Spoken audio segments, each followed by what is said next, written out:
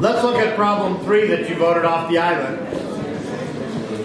I'll just point out that this problem, problem 3, is the voltage problem. I mean, there's only one, and we dress it up in different ways. But this is it. And you're bound to see it on the midterm, okay? This very problem. Now, what we find in this problem is that there's a location that we call A and a location that we call B. And we have a proton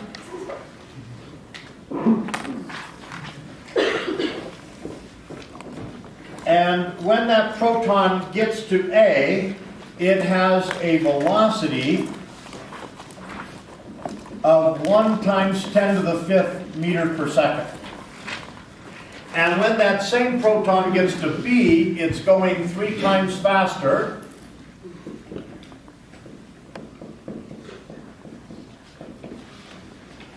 And we're told that the voltage at A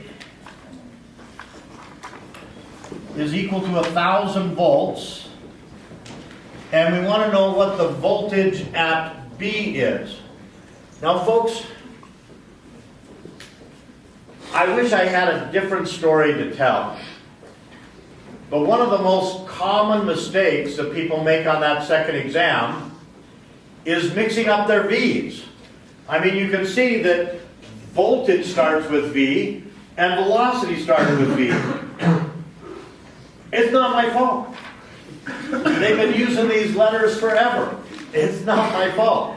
But a lot of people just start plugging V's into any formula and they get garbage. Now what I'm going to try to do throughout my lectures is I'm going to try to make these voltage V's capital and boxy. Okay?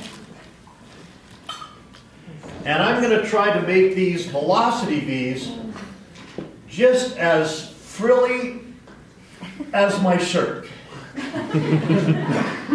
I'm just going to make them French. Okay? I teach a seminar for the graduate students when they first come here on teaching. And I had a graduate student from France, and whenever they have to each do a lesson, and then their peers grade them. And when this French graduate student did his presentation, he had some evaluations from some of the female graduates. Said, "Oh, he's so dreamy. His accent is just so heavenly." So anyway, I sat down to talk to him about his teaching, and I showed him these comments, and he said, "Oh, I'm glad they feel that way. It was certainly not working for me in Paris." Okay, that's not going to be on the exam. Okay, but we'll make these as French as we can. Okay? Now, here's how you solve this problem, which is all the problems. You start with the Grant-Heiberg energy equation. However, in 99% of the problems, the Werk done by the external agent, the hand, is 0. And 100% of the problems, where the thing that's moving from A to B is a proton or an electron, you're guaranteed the Werk is 0. Why? Because you can't grab a proton. Okay? You can't grab an electron. And so that's going to be 0. And so this is where you're going to actually start. That equation is the starting point for 99% of your problems. Now, the only case where that's not the case is when you're dealing with something heavy like a rubber ball that's been charged to 3 coulombs. Okay? But if you've got a proton or an electron, that's the starting point. And when you see that equation, you should see this picture. Okay? It's a zero-sum game. In order to get this bucket to fill, I got to get this bucket to empty. And that's what that minus sign is telling me. I got the same size change, but one change is positive and one change is negative. They have opposite sign. At this point, it's just plug and chug. When I have kinetic energy, it's just final minus initial. Well, in this problem, I'm going from A to B. That means my kinetic energy is going to be final minus initial. My electric potential energy, I just replace with the test charge times the change in voltage. Okay, that's the rate. And I've still got that minus sign. In these problems, minus signs are everything. If you think you can throw away minus signs like we did with the electric force problems, you're going to get way messed up. Every single minus sign is important. And in some cases, you'll have 3 minus signs in your problem. Okay, you got to keep track of each one of them. Now, just like in 205, when we did energy problems, things very quickly became algebra.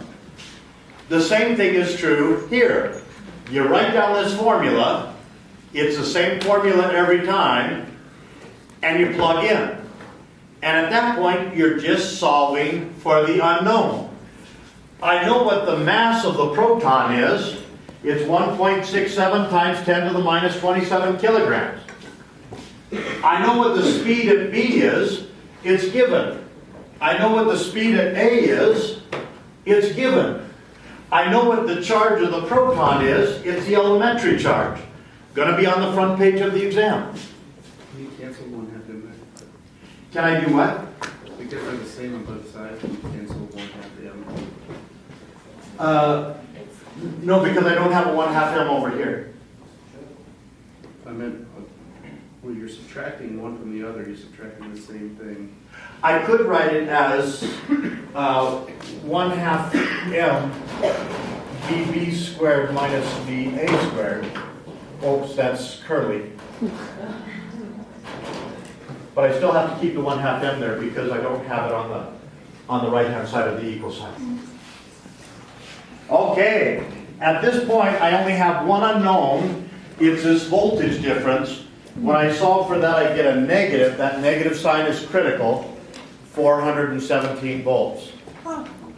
Now, if the voltage at A is 1,000, and I've got a change as I go from A to B of negative 417, my voltage at B had better be smaller by 417. And the answer is 583 volts.